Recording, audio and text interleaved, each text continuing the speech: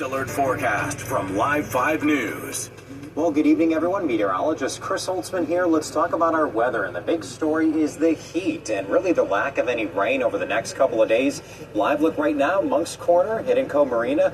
Would be nice to head in the boat, maybe go to the beach over the next few days. Even though along the coast we are hot, we're at least getting a little bit of a break from some of the higher temperatures that will be found inland. But live look there, it is dry.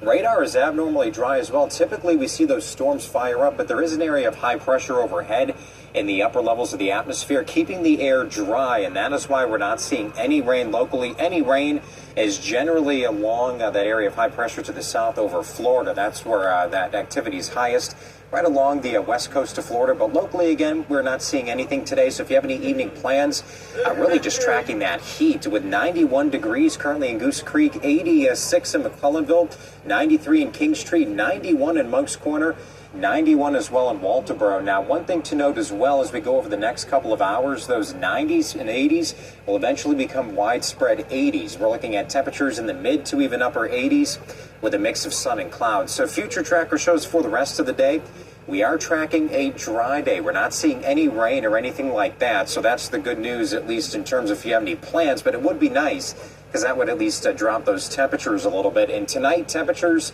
we are back into the 70s. Average low is up to 72, so we are above that. So another warm and muggy night. And as we head into the day tomorrow, we do have a first alert weather day declared. A heat advisory has been issued for our entire area tomorrow. That goes into effect at 1 o'clock in the afternoon through 8 o'clock. That's when the highest, at least heat index values will be. So with actual air temperatures closing in on the mid to upper 90s, heat index values will likely approach, if not exceed, 105 degrees. In fact, we could be near 110, and that is an effect for the afternoon. So, of course, take those typical precautions. Make sure to stay hydrated if you are going to be outdoors for a prolonged period of time, as we are looking at the highest heat index values generally in the early to middle part of the afternoon. And really, the heat isn't going anywhere, at least through Wednesday, as that large area of high pressures overhead, and that continues through Friday, even into the weekend, although it looks like temperatures will come down just a few degrees by the end of the week. In fact, high temperatures, we are looking at mid to even upper 90s for Tuesday, even Wednesday, and then by Thursday and Friday, temperatures were back into the low 90s with just an uptick in a little bit more coverage of a shower or a storm. Now, turning to the tropics, it's been very, at least quiet to start out the season, although we are tracking one area of potential development. This is well to our east. 60% chance this actually has dropped from the earlier update earlier today.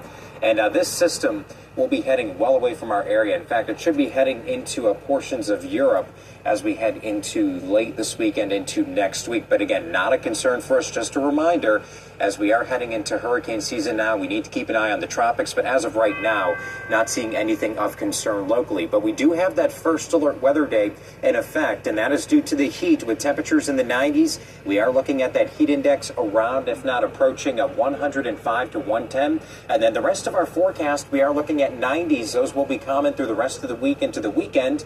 Overnight lows will be in the 70s. Well, let's head to traffic right now. We'll send it over to Dorian.